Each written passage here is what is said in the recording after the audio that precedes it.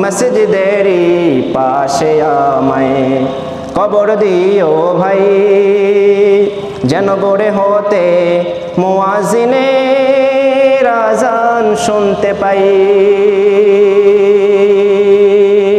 আল্লাহু আকবার পড়েন। কত মানুষ নামাজি ভাই মসজিদাগহীনাতে, আল্লাহ নামের করে জিকির লুটিয়ে গভীর রাতে। আমিও ভাই তাদের সাথে আল্লাহর নাম জপতে চাই, মসজিদেরই পাশে আমায় কবর দিও ভাই, যেন গড়ে হতে মুয়াজ্জিনের আযান শুনতে পাই। সুবহানাল্লাহ পড়েন। এই মসজিদকে আমরা অনেক ভালোবাসি, ঠিক কিনা বলেন? তো কোরআন সুন্নাহ বলে যারা মসজিদকে ভালোবাসেন তাদের 4টা কাজ। আওয়াজ করে বলেন কয়টা কাজ? 4টা। প্রিয় হাজিরিন, কিয়ামত পর্যন্ত আপনি ওয়াজ শুনলেন, 4 পয়সা কোনো লাভ হবে না যদি আমল না করেন। কোনো ফায়দা হবে বলেন যদি আমল না করেন? এই জন্য 4টা কাজ আপনি নিজে মুখস্থ করেন, বাসায় গিয়ে আপনার ডায়েরিতে লেখেন এবং এই 4টা কাজ করেন, তাহলেই বোঝা যাবে আপনি মসজিদকে ভালোবাসেন।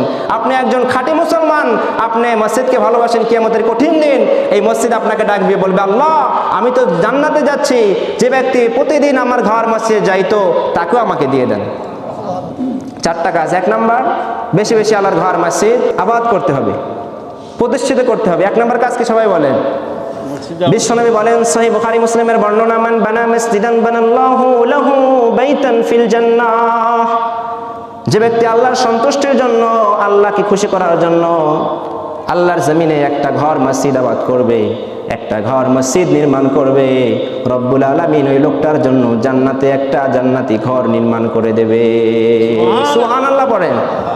আল্লাহর হাবিব বিশ্বনবী উনি যেখানেই যেতেন সর্বপ্রথম উনি আগে মসজিদ ঠিক করতেন, ঠিক কিনা বলেন? বিশ্বনবী যখন মক্কা থেকে মদিনায় হিজরত করলেন, প্রতিমধ্যে বিশ্বনবী সালাত আদায় করলেন। বিশ্বনবী সেখানে একটা মসজিদ নির্মাণ করেছিলেন, ইতিহাসের পাতায় আজকে বলা হয় মসজিদুল কুবা, ঠিক কিনা বলেন? মসজিদে কুবা। আল্লাহর হাবিব বলেন যদি কোনো ব্যক্তি মসজিদে কুবায় সালাত আদায় করে 2 রাকাত, রব্বুল আলামিন তার আমলনামায় একটা উমরা করলে যেই সওয়াব সেই সওয়াব দিয়ে দেবেন। ও মুসলমান, বিশ্বনবী যখন মক্কা থেকে মদিনায় হিজরত করে গেলেন, মদিনায় যাওয়ার পরে উনি আরেকটা মসজিদ নির্মাণ করলেন। মসজিদের নাম ইতিহাসের পাতায় মসজিদে নববী। মসজিদের নাম কি? আল্লাহর হাবিব বলেন যদি কোনো ব্যক্তি মসজিদে নববীতে 2 রাকাত সালাত আদায় করে, সে যেন 50,000 রাকাত সালাত আদায় করলো। সুবহানাল্লাহ পড়ে। এজন্য আমি আপনি বিশ্বনবীর উম্মত হিসেবে যেখানে যাব সর্বপ্রথম মসজিদ প্রতিষ্ঠিত করব, নির্মাণ করব। কিন্তু আমার তো টাকা নাই, পয়সা নাই, লক্ষ কোটি কোটি টাকা, মিলিয়ন বিলিয়ন টাকা নাই, ঠিক কিনা বলেন? এই জন্য আমাদের কাজ বেশি বেশি আল্লাহর ঘর মসজিদে দান করেন, সদকা করেন। বেশি বেশি কি করবেন? গোপন দান করবেন। কি দান করবেন? বক্তা সাহেব বলতে হবে যে অমুক লোক 5,000 টাকা দান করছে, লিল্লাহে তাকবীর, এরকম আপনি গোপনে রাত্রি বেলায় দিনের বেলায় কেউ দেখে না, আল্লাহ দেখেন, ওই সময় গিয়ে 1,000 টাকা দান করেন।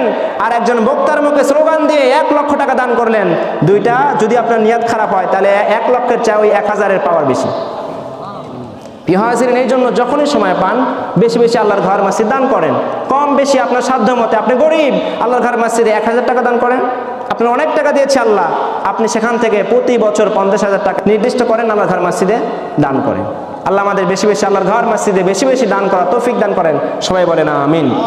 প্রিয় হাজিরিন, 2 নম্বর কাজ আল্লাহর ঘর মসজিদে এসে জামাতের সাথে সালাত আদায় করা। 2 নম্বর কাজ কি? আপনি প্রতিদিন আল্লাহর ঘর মসজিদে 1,000 করে টাকা দান করলেন। যখন আপনার থেকে টাকা চাওয়ায় আপনি আল্লাহর ঘর মসজিদে দান করলেন, কিন্তু সালাত আদায় করেন না, কি লাভ বলেন তো? এত টাকা দিচ্ছেন, এত মসজিদ সুন্দর, এত টাইলস, এসি মসজিদ, কিন্তু মসজিদে শূন্য, মুসল্লি নাই, কি লাভ বলেন তো? হায় আফসোস, বিশ্বনবীর যুগে মসজিদ ছিল ভাঙা, বৃষ্টি আসলে মসজিদ ভিজে যেত, মসজিদের টাইলস নাই, কিচ্ছু নাই, কাদায় মসজিদ জর্জরিত হয়ে যেত। সেই মসজিদের মুসল্লি ছিল পাকা, মুসল্লি ছিল স্বর্ণের, ঠিক কিনা বলেন? এক একটা মুসল্লি ছিল সব জান্নাতি মুসল্লি। আর এখন গোটা বিশ্বের মুসলিম তাদের যেগুলো মসজিদ টাইলসে মসজিদ, ঠিক কিনা বলেন? টাইলসে মসজিদ, এসি মসজিদ, এয়ার কন্ডিশন, মসজিদে গেলে মনে হয় জান্নাতে ঢুকলাম, কিন্তু দেখা যায় মসজিদ 2 তলা, পুরা মসজিদ মিলে 1 কাতার মানুষ নেই, ঠিক কিনা বলেন? এগুলো কিয়ামতের আলামত। মসজিদ সুন্দর কিন্তু মানুষের ভিতরে সুদখোর, ঘুষখোর। অনেক মসজিদের মুয়াজ্জিন পর্যন্ত সুদের সাথে আছে, ঠিক কিনা বলেন? আবার মসজিদের ইমাম, সে দেখা যায় জমি কট রাখে। জমি কি রাখে বলেন তো? বন্দুক রাখে। জায়েজ আছে এটা বলেন? আপনি কট যদি রাখেন, ওই সেই জমি থেকে আপনি কোনো ফায়দা নিতে পারবেন না, উপকার হাসিল করতে পারবেন না। বড় আফসোস, অনেক মসজিদের ইমাম পর্যন্ত জমি কট রাখে। এগুলো সব কিয়ামতের আলামত। আল্লাহ আমাদের সবাইকে আল্লাহর ঘর মসজিদে দান করে বেশি বেশি আল্লাহর ঘর মসজিদে সালাত আদায় করা তৌফিক দান করে। সবাই বলেন আমিন। অনেকেই দেখা যায় জ্ঞান পাবি মানুষ সমাজের মধ্যে, অমুক পীরের মুরিদ, এক ওয়াক্ত আল্লাহর ঘর মসজিদে আসে না, নামাজ পড়ে বাসায়, আসে না নাই বলেন? আল্লাহর হাবিব বুখারী মুসলিমের বর্ণনায় বলে, আমার ইচ্ছা হয় ওই লোকটা কেন আল্লাহর ঘর মসজিদে আসে না, তার ঘরকে মনে হচ্ছে সে ভালোবাসে। আমার ইচ্ছা হয় আমি কিছু যুবককে বলি, আমি সালাত আদায় করি আর বলি তোমরা যাও দেখো যারা যারা আল্লাহর ঘর মসজিদে না এসে বাসায় সালাত আদায় করে তাদের আগুন, তাদের ঘর বাড়ি আগুনে জ্বালিয়ে ছারখার করে দাও। কিন্তু তাদের ঘরে আছে ছোট ছোট বাচ্চা, তাদের আছে ওয়াইফ, তাদের বিবি, তাদের তো কোনো দোষ নাই। তাদের জন্যই আমি ওই লোকটার বাড়ি ঘর আগুনে ছারখার করে দিচ্ছি না। প্রিয় হাজিরিন, আল্লাহর হাবিব বলেন, সহিহ তিরমিজির বর্ণনায় আসছে যে সালাতুল জামাত আফদল মিন সালাতিল ফাদ বি 27 দারজাত। একা নামাজ পড়লে যেই সওয়াব, জামাতের সাথে সালাত আদায় করলে তার চেয়ে 27 গুণ সওয়াব বেশি। তাহলে আপনি যদি জ্ঞানী হন, আপনি কখনো বাসায় সালাত আদায় করবেন? মসজিদে এসে সালাত আদায় করবেন।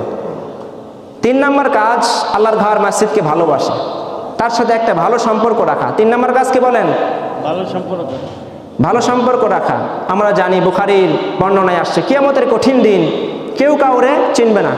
কিয়ামতের কঠিন দিনে ছেলে তার মাকে চিনবে না, মা তার সন্তানকে চিনবে না, বন্ধু আরেক বন্ধুকে চিনবে না, কেউ কাউকে চিনবে না। ও মুসলমান, সেদিন স্বামী বলবে দুনিয়াতে আমার কোনো বউ ছিল না, স্ত্রী বলবে দুনিয়াতে আমার কোনো স্বামী ছিল না, মা বলবে আমার কোনো ছেলে মেয়ে কেউ ছিল না, একা ছিলাম। কঠিনতম দিন। আল্লাহর হাবিব বলেন সেদিন মানুষের মুখে শব্দ হবে একটা, ইয়া নাফসি ইয়া নাফসি। বিশ্বনবী শুধু বলবে ইয়া উম্মতি ইয়া উম্মতি। ও মুসলমান, সেই কিয়ামতের কঠিনতম দিন যখন সূর্যের প্রচন্ড তাপ মানুষের মাথার সামনে চলে আসবে, সূর্যের তাপে, প্রচন্ড তাপে মানুষের মাথার মগজগুলো ভাতের মার যেমন এরকম টকবক করে, ভাতের মারের মতো টকবক করবে, মানুষের কান দিয়ে নাক দিয়ে সেই ফেনাগুলো বেরিয়ে বেরিয়ে যাবে। চিন্তা করেন কি কঠিন মুহূর্ত হবে। মানুষ শুধু বলবে ইয়া নাফসি ইয়া নাফসি। বিশ্বনবী বলেন সে কঠিনতম দিন রব্বুল আলামিন 7 শ্রেণীর ব্যক্তিকে টান দিয়ে আল্লাহর আরশে আজিমের নিচে ছায়া দিবেন। আল্লাহ সেদিন আমাদের সবাইকে তুমি আরশে আজিমের সেই ছায়াতলে বসার তৌফিক দান করেন। সবাই বলেন আমিন। আল্লাহর হাবিব বলেন 7 শ্রেণীর ব্যক্তিকে সেদিন রব্বুল আলামিন কুদরতি হাত দিয়ে টান দিয়ে আল্লাহর আরশে আজিমের নিচে ছায়া দিবেন। তার মধ্যে 1 নাম্বার ব্যক্তি হলো রাজুলুন কলবুহু মুআল্লাক বিল মাসাজিদ। ওই মুমিন যার হৃদয় সব সময় আল্লাহর ঘর মসজিদের সাথে লেগে থাকে। সুবহানাল্লাহ বলেন। সে যেখানেই যাও না কেন আল্লাহর ঘর মসজিদের প্রতি একটা অ্যাটাচমেন্ট, একটা ভালোবাসা, একটা মহাব্বত তার থাকে। যেখানে যাক না কেন তার ভালোবাসা থাকে। সে এখান থেকে যদিও যাচ্ছে গাবতলী, বাগবাড়ি যাচ্ছে, বগুড়া যাচ্ছে, যাওয়ার পরে যখন সালাতে রক্ত আসে তার ভেতরে একটা কাজ করে, কোথায় মসজিদ কোথায় মসজিদ। এটা হচ্ছে পাক্কা মুমিন।